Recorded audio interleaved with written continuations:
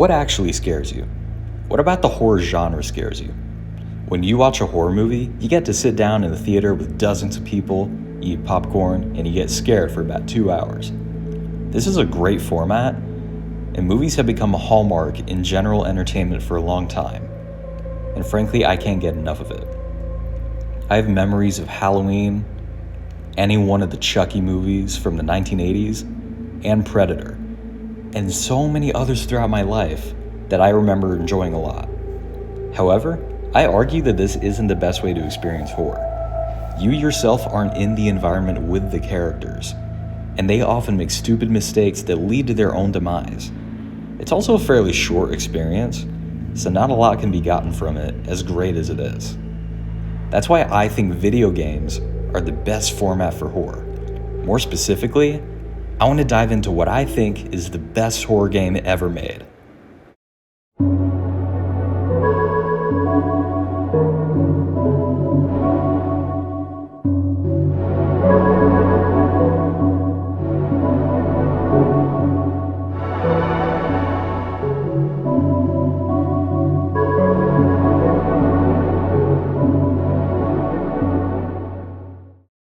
In my restless dreams, I see that town. Silent Hill. Silent Hill 2 came out for the PlayStation on September 25th, 2001, and it became one of the greatest games to ever tackle the horror genre.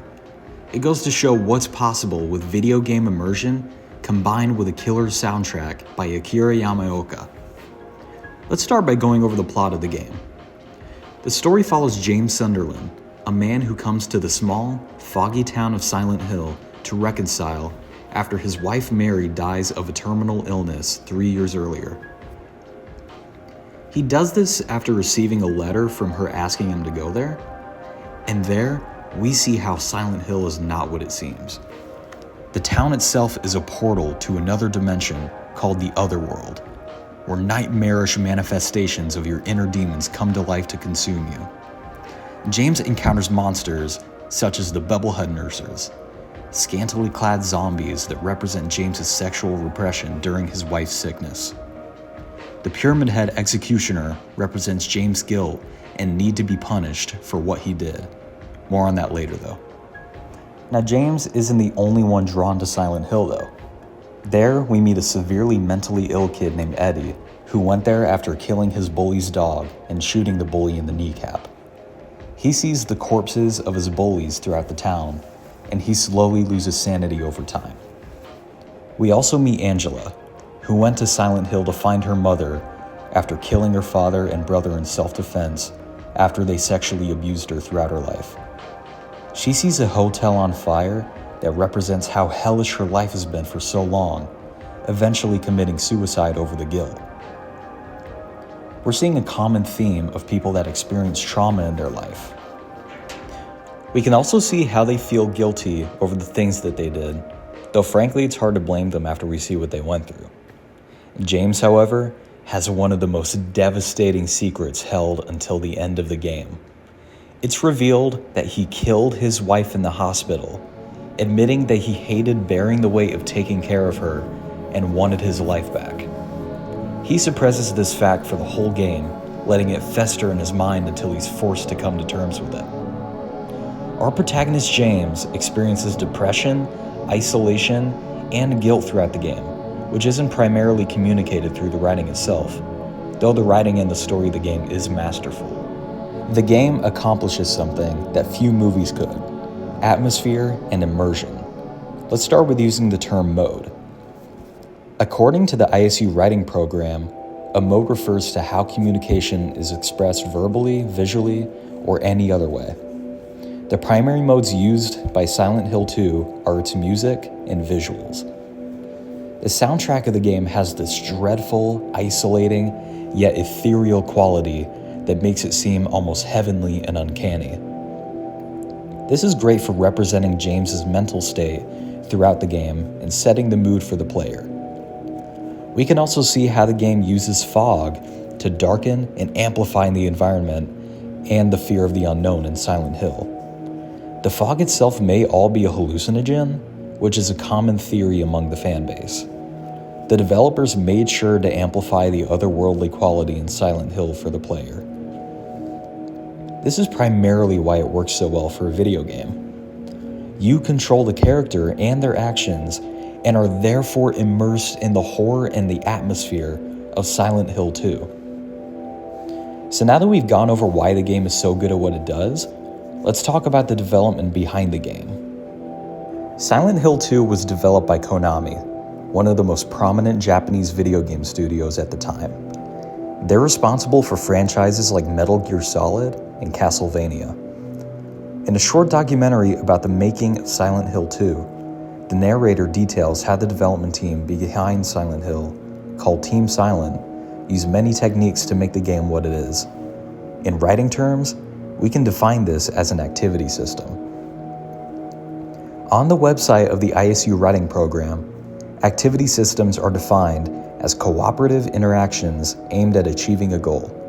As a lens, the activity system helps us to analyze the psychological and social processes of achieving that goal. We can see how this applies to the development of not only Silent Hill 2, but the many other Silent Hill games made by the studio. For now, we need to talk about two primary players in the production of the game. Akira Yamaoka, the composer and sound designer mentioned earlier, and Takayoshi Sato, a 3D modeler and animator. Akira Yamaoka made sure that not only the music was good, but the sound design was good too.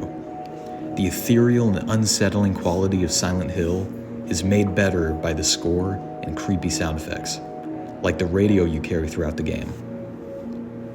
The radio is used to know when a monster is about to show up, making a static sound when one is close by. Now, Takayoshi Sato did a vast majority of the work on the game, sleeping in the office and sometimes using about 150 individual computers to render the 3D models of the game. He also played a role in the story of the game, with the ideas for the environments of the game having this rusted industrial feel, with the monsters having this soured flesh look to them. These different factors come together extremely well to make the game as good and scary as it can be. There are multiple entries into the Silent Hill franchise, with a remake of Silent Hill 2 coming out sometime later this year. It looks pretty great so far, but there is a chance it won't live up to the expectations and reignite the magic of the original Silent Hill 2. Hopefully though, it can breathe new life into the franchise. Frankly, I don't know what else I can say. Wrapping up the analysis of this game is kind of difficult. We can go on and on about the foggy and disturbing visuals of the game, or the heavenly and dark music, but the game shines the most in its story, which I still believe could never be adapted into a movie, not having the same interactive appeal that the video game has. It's ultimately a story about loss and the grief that comes with it, the guilt we feel over our past actions, and the horror of depression and how easy it is to spiral into a pit of despair until we drown. But we move forward. We put on a brave face in that of adversity. We keep going despite what we may feel is hopeless, which is what I think Silent Hill is ultimately about. It's a story about reconciliation, not letting our demons define us, and ultimately finding the light at the end of the tunnel and becoming better as a result. That's the reason why we love scary media. The horror always ends.